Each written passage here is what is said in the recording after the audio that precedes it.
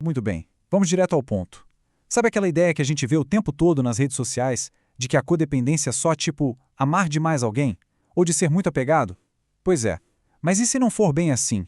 E se no fundo a gente não estiver falando de um amor super profundo, mas sim de uma perda total de identidade? É exatamente esse o mistério que a gente vai desvendar na nossa explicação de hoje. Bem-vindos a esta análise explicativa. Hoje a gente vai jogar pela janela aqueles clichês de psicologia de internet.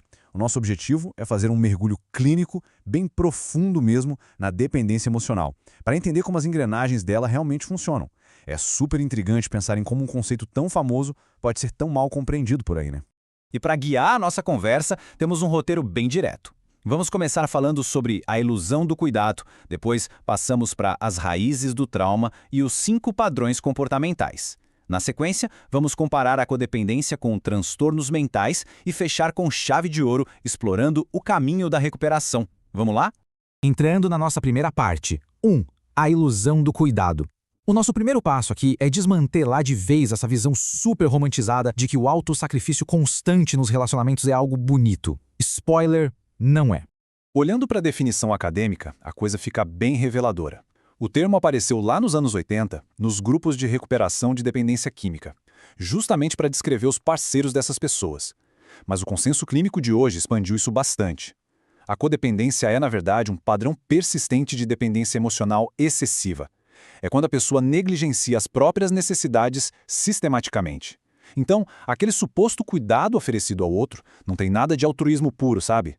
É, no fundo, um mecanismo compulsivo que grita por validação externa.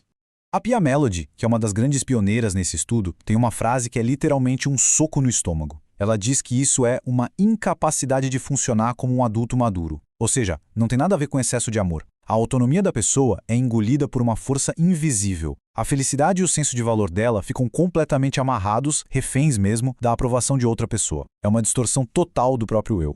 O que nos leva à nossa segunda parte. 2. As raízes do trauma. Afinal, como é que essa dinâmica se constrói?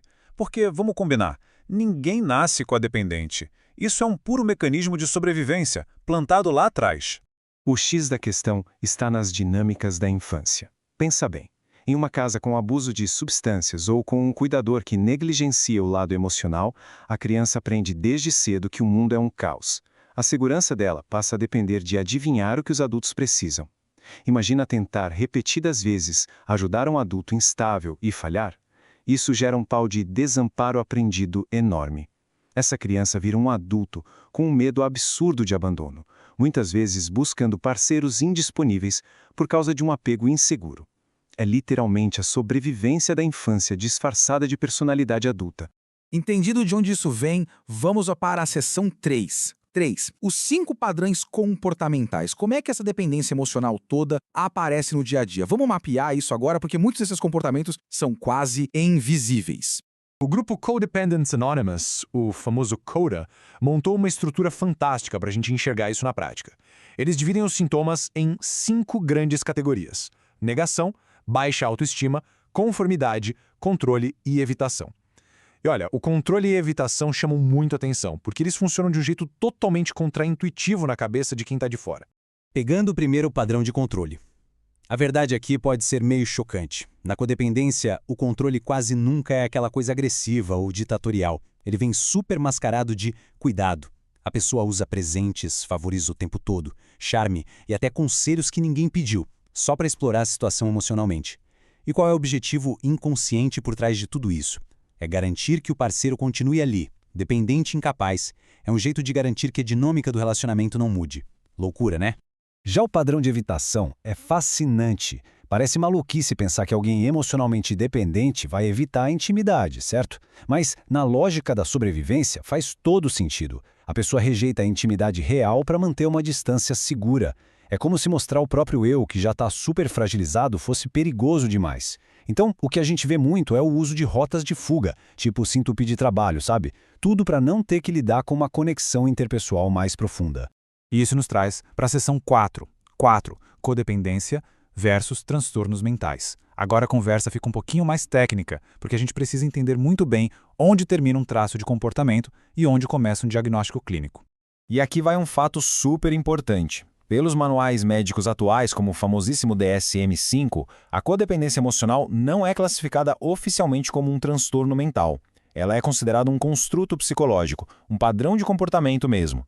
Mas o grande problema é que ela tem muitas semelhanças com transtornos psiquiátricos super sérios, o que dá um nó na cabeça de muita gente, até de profissionais da área.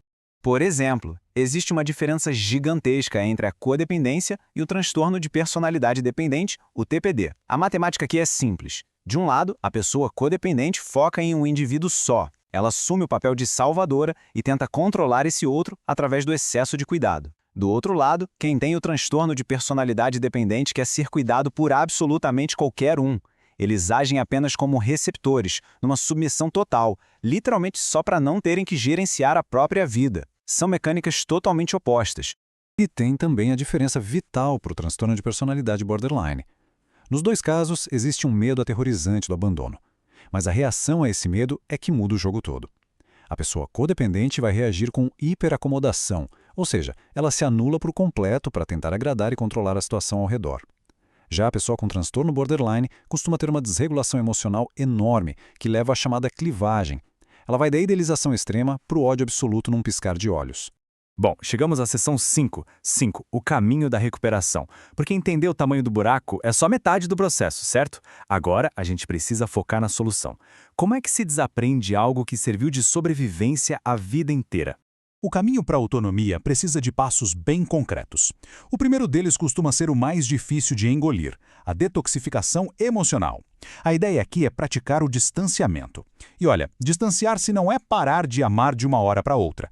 É simplesmente se recusar a alimentar a doença e as crises do parceiro, deixando que ele enfrente as consequências das próprias escolhas. É aí que os grupos de 12 passos, como o CODA, entram como uma verdadeira boia de salvação. Eles criam aquele ambiente de compartilhamento sem julgamento que é essencial para substituir a necessidade de controle por uma interdependência que seja realmente saudável e baseada na confiança. Mas no fim das contas, por que encarar todo esse processo difícil de desconstrução? Porque a recuperação tem recompensas reais, que chamamos de as promessas. A gente está falando de sair do modo de pura sobrevivência e exaustão para viver de verdade. Imagina eliminar de vez aquela sensação horrível de solidão crônica, se libertar de ser controlado pelo medo, parar de mendigar validação externa e conseguir finalmente se ver como um igual dentro de qualquer relacionamento. É sobre aceitação pura e amor próprio. E para fechar nossa análise de hoje, deixo uma reflexão essencial. Superar a codependência não é cruzar uma linha de chegada e falar, pronto, me curei. É uma prática constante de autoconsciência. A grande meta aqui é aproveitar a vida de forma autêntica. Isso nos deixa como a provocação final. Até que ponto os nossos relacionamentos são realmente baseados em liberdade emocional e respeito mútuo e não só numa forma disfarçada de gerenciar os nossos próprios medos? Fica aí a sementinha para pensar. Valeu demais por acompanharem essa explicação e continuem sempre em busca de mais clareza e autoconhecimento.